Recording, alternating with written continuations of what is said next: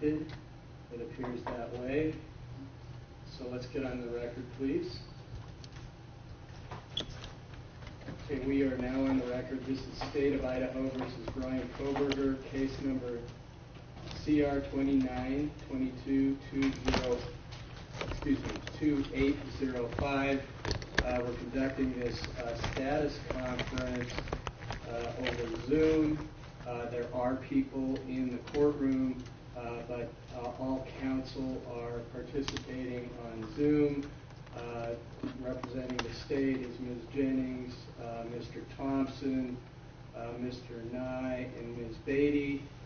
Representing Mr. Kohberger is Ms. Taylor, Ms. Massa, and I don't see Mr. Logston, so apparently he's not here. I believe that Mr. Kohberger is also on Zoom. Is that right, Ms. Taylor? Your Honor, he is. We're in the same room. You can't see him, but you can hear him, and he can hear you. Okay, great. Okay, so you are downstairs right now. I'm downstairs right now. Okay, thank you. All right, so this is a status conference following the court's order addressing IgG DNA and an order for in-camera review. And when we were talking about this at the last hearing, the state wanted to sort of find out how quickly they could get some of this IgG information back to the court so I could review it. So I'll start with you, Mr. Thompson. Thank you, Your Honor. We met via Zoom or Teams or whatever you call it with the folks from the FBI on Monday, and we had shared with them already a copy of Your Honor's order, and we have now sent a 2E letter, which is the formal request process we have to go through. They indicated that they would try to see if it could be expedited. The 2E letter has to go all the way back to the Department of Justice and route through its bureaucracy. We asked for, give us an estimation, and they said, well, it could take as long as a month. And so that's where we are right now. We're already in the process of making sure we've gathered everything from the private contract DNA company, so we'll have that ready to submit along with what we receive from the FBI once we get it. Okay, and has it been specified in terms of what kinds of information they have and may be willing to provide? We gave them a copy of Your Honor's order and said, and the 2E letter says, please provide all information that the court has directed in the attached order. Okay, thank you, Mr. Thompson. Let me go now to Ms. Taylor. Thank you, Judge. Your Honor, if I'm understanding Mr. Thompson correctly, the court should receive information from Othram Labs for the work that they did, probably ahead of the work that the FBI did. If reading between the lines, that's the private lab, and I think the state has more ready access to all of the Othram Lab work and filings. So I guess where I'm at is I would still ask the court to set deadlines for each, and if they're to come in separate pairs or separate sets of information, that's okay. But I think the court could set deadlines for the Othram materials as well as the FBI materials, understanding that Mr. Thompson estimates at least 30 days. I do have some additional questions and requests for that process when the time's right. Okay, thank you, Ms. Taylor. I was going to go back to you, Mr. Thompson. Go ahead. I think that it could be misleading to the court to only have partial information to work with, and it would be our preference that we make a complete submission all at once, because Your Honor can't assess all of what's out there without seeing all of what's out there and seeing the interrelationship between it. All right. Because the private lab and the FBI were sort of working together. Is that what No, I think, as Mr. Nye described in his briefing on this, the work began with the private lab, and then there was a transfer to the private lab, from the private lab to the FBI, and there were also reports the private lab prepared, preliminary reports that were sent to the Idaho State Police Laboratory, and they all address the same things and overlap. And so it would be, from our perspective, because we've been trying to sort through this ourselves, we're inviting confusion for the court if you don't have everything in front of you, if you're just trying to look at this piecemeal. I mean, we're happy to give it to you however your honor wants. It's just a heads up that your review before having everything is not going to be particularly productive. All right. You want to respond to that, Ms. Taylor? I do. Thank you. Your Honor, I would not expect a court to make decisions about Othram without having the full scope. It's just been a long road for us to get information. The court is aware after our third motion to compel and the state's response that we were going to get SNP profiles, and I know that the state waited until they had the FBI profiles available to get us the SNP from Othram. Your Honor, we will have further discussions later about that, but I think that there's missing information from the Othram profile that we have. I'm hoping the court gets it, and I certainly understand that the court needs to see everything to make a decision. My hope is that everything includes communication so that you can follow the path of what happened while you make your decision as well. I wouldn't expect you to release it or decide what portions would be released or what orders might apply until you see it all. I just am hoping that there will be some deadlines in place so that you can begin getting the information. All right, thank you. My understanding is that that the private lab SNP profile was already provided to you. Is that right, Ms. Taylor?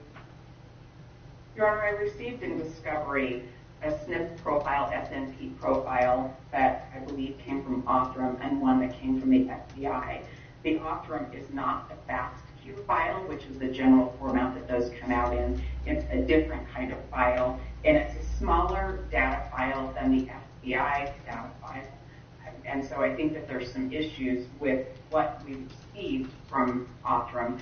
We have that. We have what the FBI file is, although it's missing a good percentage of information, and we'll be talking to the state about some of that later, but they've provided some things. We think it's sufficient. Okay. Obviously, I'm asking to look at all this because I can't make informed decisions if I don't. Is my understanding was maybe there was one SNP profile, but now I'm hearing that maybe there are two, one from the FBI and one from the private lab? That's correct, Your Honor. And the difference is the one from the private lab is the initial profile that the private lab analyst created from the DNA, the portion of the DNA sample. Right. Then what was transferred to the FBI was after that original SNP had been uploaded to a database, access to the database was transferred. And it's our understanding that once a SNP is put into one of these databases, the database adjusts the SNP to fit what their criteria are for them to do their searches. So there are differences between the two, the entirety of the two SNPs. Mr. Nye, you're very knowledgeable on this. Jump in if I'm not stating it clearly. And so in an exercise of caution, we wanted to make sure the defense had both. Had what the original SNP that the private lab created, and also the SNP that was transferred via the transfer in the database to the FBI. We wanted to make sure that we weren't overlooking anything, and the FBI saw, or the defense saw both of them. And we are told, we understand that, like I just said, the databases adopt the snips to their search components, and so they're going to look slightly different. Okay, thank you. Do you want to add anything to that, Mr. Nye? No, Your Honor. I thought that was very well said. Okay, thank you. Well, we're all learning a lot about DNA, that's for sure. So,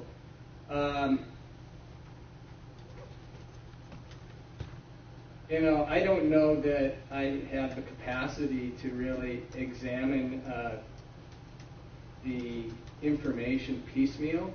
I would prefer to just look at it all at the same time because, maybe there are comparatives here, obviously. So what I'm going to do, and I know that, this is complicated too, and we've heard this already, just getting complete information from FBI, but apparently it's in process. I'm going to set a deadline for all the information to be provided to the court by December 1st. That should be sufficient time. If something comes up between now and then, I'm sure I'll hear from some of you or all of you. We can have another status conference if necessary. But I would really just want to push this out, or not out, but more quickly as possible, so that we can get to a lot of the issues that we really have to address as well. So, not that this isn't important. All right, so I think that's really all we need to address today, unless anybody else has some other issues. Mr. Thompson? No, sir, and I will communicate that deadline to our contacts with the FBI today and let them know if there's going to be some delay. We need to hear about it sooner than later, and we need to have a good explanation for it. Okay, excellent. Thank you. Anything else, Ms. Taylor? Yes, Your Honor. Two things. Your Honor, I am going to request that the court make a privilege log of what the court receives in this packet of information the court's going to review. I will want that to be released to me to make sure the court has a full packet of information to review in making its decision. The other area that I want to talk about is, what does in-camera mean?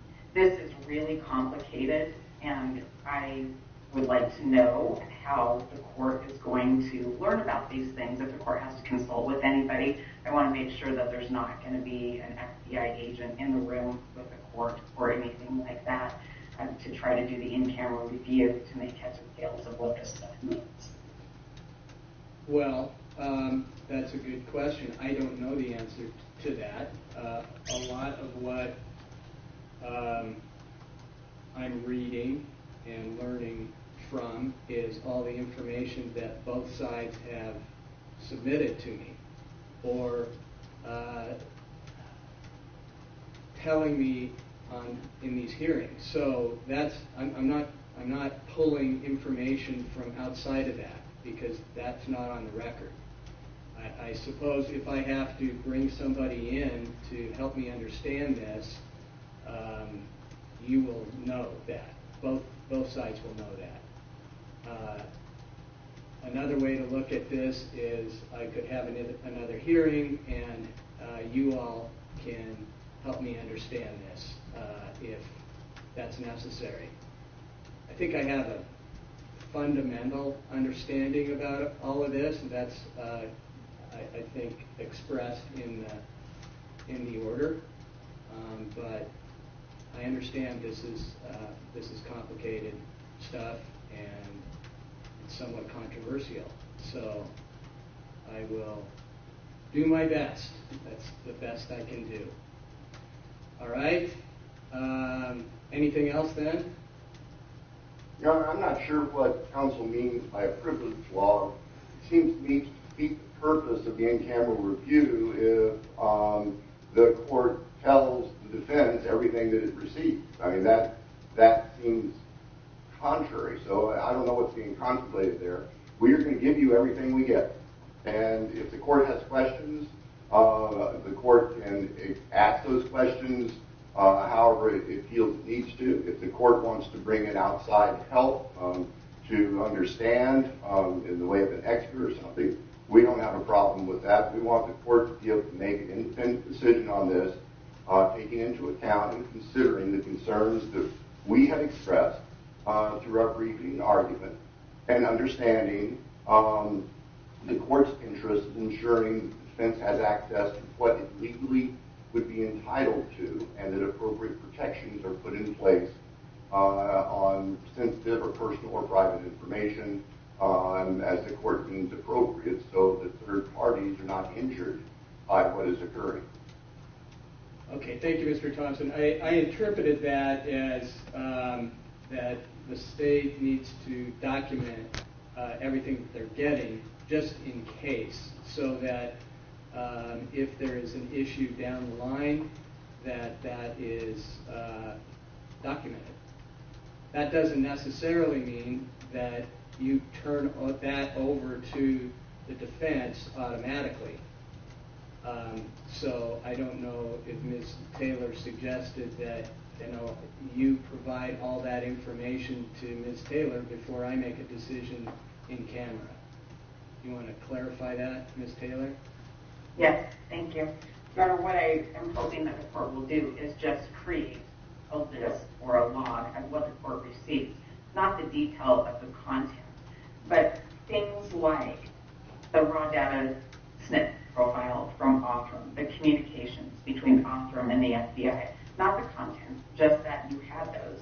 The statistical analysis that happened within the profiles when making decisions, when the genealogists made decisions about the family tree, that you have the statistical analysis, that you have the bioinformatics or the microarray, that you have access to those things. That's it. That's what I'm thinking that the court would do, is make a list of those kinds of things received. The court should also include that the FBI complied with the requirements in my family tree. Those kinds of things, not copies of them. That's what the court's looking at in camera and making decisions for. And I certainly understand the need for information to be protected. During the course of this case, I've signed orders agreeing things are held in a protected way so they're not used without further order of the court. I certainly understand that need, and that's one of the things that I think the court may get to with this. But the privilege log isn't the content, just a list of the things that you've been able to review to make a decision about. All right. Well, that may happen. I'm not. It's hard for me to make decisions in the abstract.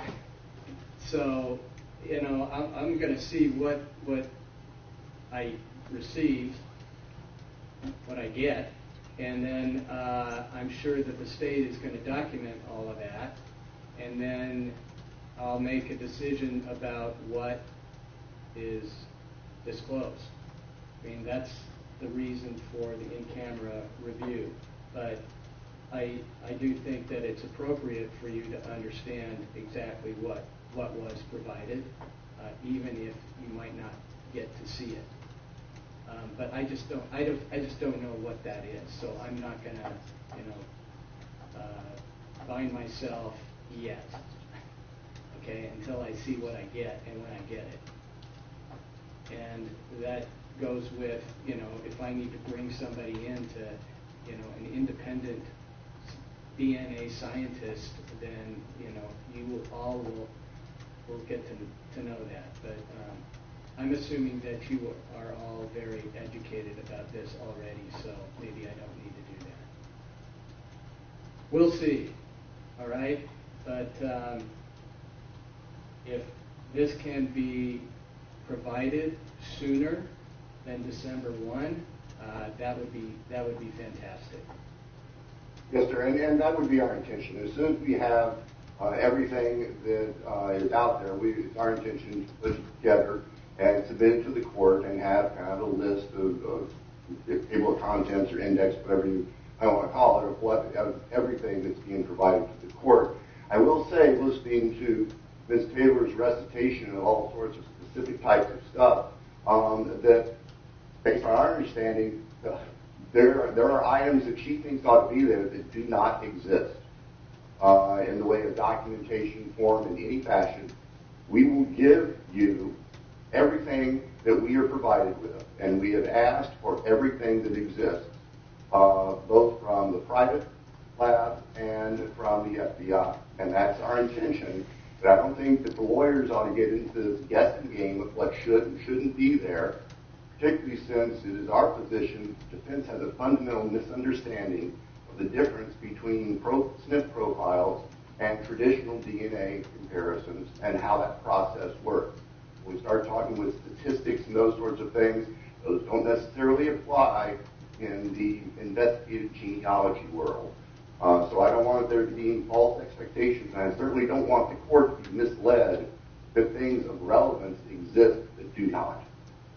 Well, I understand that issue to some degree because I've been reading your briefs back and forth. So I understand that that is a repeated kind of issue, and I think, excuse me if I'm wrong about this, Ms. Taylor, but they want to be able to see what has not been documented.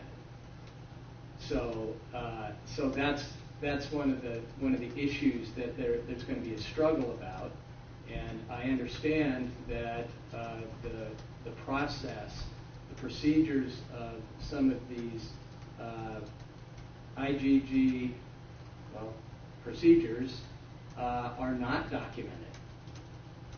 There might be some notes. I understand that the FBI has some notes. So let's start where we know we have things, and then we can go from there. Yes, sir. And that's how we prefer to proceed. I was just reacting to the laundry list of things that Ms. Taylor was reciting that, based on what our experts have told us, don't necessarily exist in an investigative genealogy SNP analysis. That they may exist in a traditional STR DNA analysis. And those are two separate and distinct processes. They do not overlap at all. So we want to make sure that there's no confusion, because some of the things that have been submitted by the defense don't accurately talk about the distinction. And that's why Mr. Nye, in our filings, submitted the affidavit from Ms. Nowlin at the Idaho State Lab, talking about the distinction, the difference between two separate approaches to DNA. I just don't want to muddy the waters. I don't want there to be false expectations created. I We understand. provide, as always, everything that we get, everything that we can find, everything that's provided to us, we will provide to the court for its review. Thank you. And I understand it. They're very different. Okay? I think that's really clear in the order addressing IgG DNA. I also understand that the state and the defense have different lists. So I will look at it, and I'll muddle through it as best I can, but I do understand the difference. And the reason why IgG DNA profiles aren't the same, okay, as our more traditional DNA profiles that law enforcement use and courts have been used for years. Thank you. Yeah. All right. Your Honor, may I respond? Sure. I want to respond to the accusations that we're misleading the court and that we're trying to muddy the waters. I didn't take it that way. This is about the third time that these kind of pokes are happening at the defense, and we haven't responded to it. And, Your Honor, I just want to respond that the information that I talked to you about, this laundry list, as Mr. Thompson says, a lot of that comes from expectations based on reading Department of Justice policy that was included for the court with our briefing before the August 18th hearing. Right. A lot of that information comes from the testimony of the two genetic genealogist experts that we put on and the information that they provided to the court at the hearing. These aren't made up things. We absolutely understand that the genetic genealogy investigative process is different than what the Idaho State Police Lab does with STR profiles.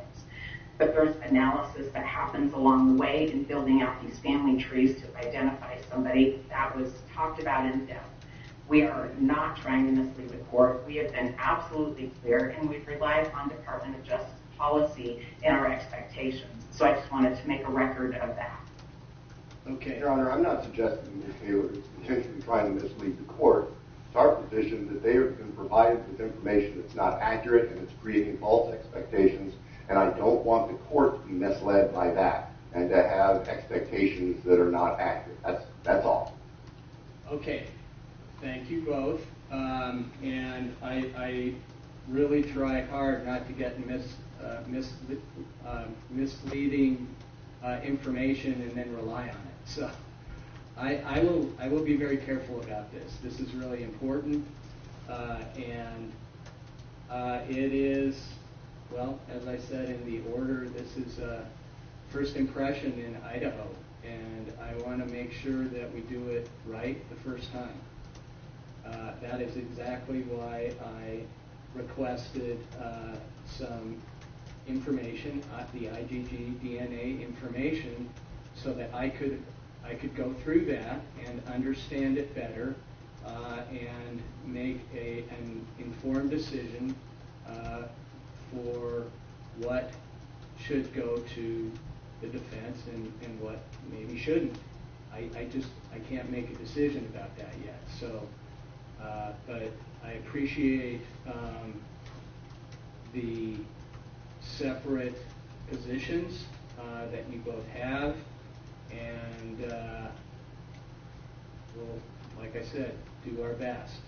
So if something comes up between now and December 1st, as I said, you can ask for another scheduling conference or a status conference like this so that we can kind of iron out the wrinkles, if there are any. Particularly if we find out from FBI that it's going to be, much longer period of time before we get it. Now, I sure hope that doesn't happen. So we'll see. It sounds like they're working at it. So that's reassuring to some degree. I will be speaking with them this afternoon, Your Honor, to let them know and impress on them. I think they understand that this is time sensitive and we would like to see it happen sooner than not. My impression is they did not want to underestimate what the amount of time might be, and that's why we're looking at an initial ETA of up to a month. Okay, great. All right. With that, anything else? No, sir. Okay. Ms. Taylor? No, Your Honor, thank you. Okay, well, thank you all, and hope you have a nice rest of your week and nice weekend. Thank you. Take care, everybody. Thank you, Your Honor. Okay, we are